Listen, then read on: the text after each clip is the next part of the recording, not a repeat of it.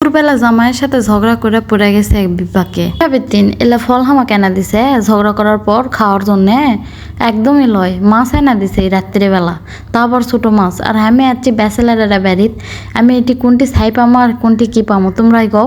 আমি মাছ কাটমো কি করে, সদ্য ইচ্ছা করে আমাকে এলা মাছ এনা দিছে। এই যে দেখো কত কষ্টে এলা মাছ কাটতে লাগিয়েছি আমি। আল্লাহ রে আল্লাহ, সেলা তো আর মাছে তো মাছ লয়, প্রত্যেকটা মাছ এত বেশি পিছলা ছিল, হাতে লিতে না লিতে খালি পিছলা যাচ্ছে, হাতে না লিতে পিছলা যাচ্ছে, মধ্যে বটি দিয়ে আমার হাতে কেটে যাবে, মাছ তো আর কাটবে না। আমার জামাইয়ের উপর তো এত বেশি গায়ে রাগ লাগিচ্ছিল, মনে চোখ স্যাবা খেয়ে ফেলে দিই, কিন্তু কি আর করবো, কিছু আর করে পারিচ্ছি না।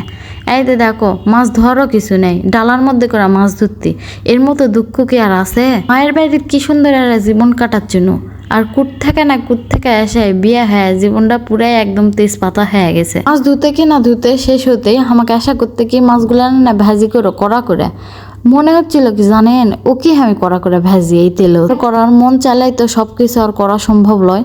তারপর পরের দিন সকালে উঠে আবার কি করবো ভাবিচ্ছি, ওই মাছ আনলো, মাছের একটু ভর্তা খাবার মন চাচ্ছে, ফ্রিজের মধ্যে কোনো মাছ নাই, তাই ভাবলাম যে এই মাছ দিয়ে না ভর্তা করি। আমরা নওগাঁ জেলার অঞ্চলের মানুষ, ভর্তা ভাজি ডাল এলা আমাকে সবসময় পছন্দ হয়ে থাকে, তাই ভাবনা না ভর্তাই করি।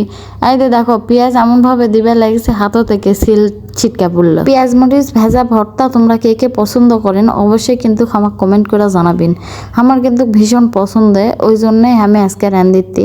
কালকে জামাইয়ের পছন্দে জামাইক ভাজি করে দিছি, আজকে আমার পছন্দে ভর্তা খামো। কি ভেবেছেন খালি ভর্তা করলে আমার রান্নাই শেষ হয়ে গেল? না, এদিকে আবার ডিম ভুনা করা লাগবে, ভেঙ্গা দেয়া ডিম খাবে, অফিসের থেকে অর্ডার দিছে যে আজকে না তোমার হাতের ভেঙ্গা দেয়া ডিম ভুনা খামো। তোমরা তো আবার ভেঙ্গা দেয়া ডিম ভুনা আবার নাও চিনতে পারেন, তোমাকে জন্য সহজ করে করছি। ডিম ভুনা মানে গোটা গোটা ডিম লয়, বুঝলেন? ডিমটা পেঁয়াজের মধ্যে বলক তুলে ভেঙ্গা দেয়া যে ভুনা হবে সেটাই হলো ভেঙ্গা দেয়া ভুনা। আমার স্বামী আবার গোটা গোটা ভুনা একদমই পছন্দ করে না, ঝোল রান্না করলে আবার ভেজা দেওয়াই রান্না করা লাগে। তোমরা যদি চান একদিন তোমাকে জন্য একটা রান্নার রেসিপি দিব, নেই সমস্যা নেই। ভেবেছিন এমনি রান্না করিতে আজকে ওর জন্য এত সুন্দর সুন্দর। অবশ্যই বিকেলে আজকে ঘুরবা যাবো, যাতে ওই কোনো এক্সকিউজ না দেওয়া পারে আমাকে না লিয়া যাওয়ার জন্যে। ওই জন্যে এত মন মতো একটা সুন্দরভাবে রান্না করিতে ভাবনা একটু ঝাল বেশি করে দিই, যেহেতু ঝগড়া লাগে আছি।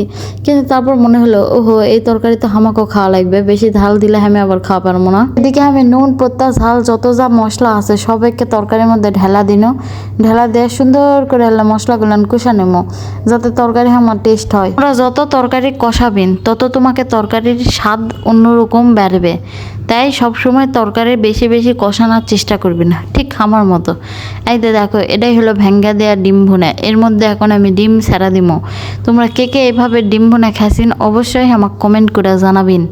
আর তোমরা কী টাইপের এই ভাষায় আমার ভিডিও ভালো লাগলো নাকি এটাও কিন্তু কমেন্ট করে অবশ্যই কবিন, তাহলে নেক্সট টাইম তোমাকে জন্য এই টাইপের ভাষা দিয়েই আমি ভিডিও বানাবো। এর মতো এত পর্যন্তই, সবাই ভালো থাকো, সুস্থ থাকো, আল্লাহ হাফেজ।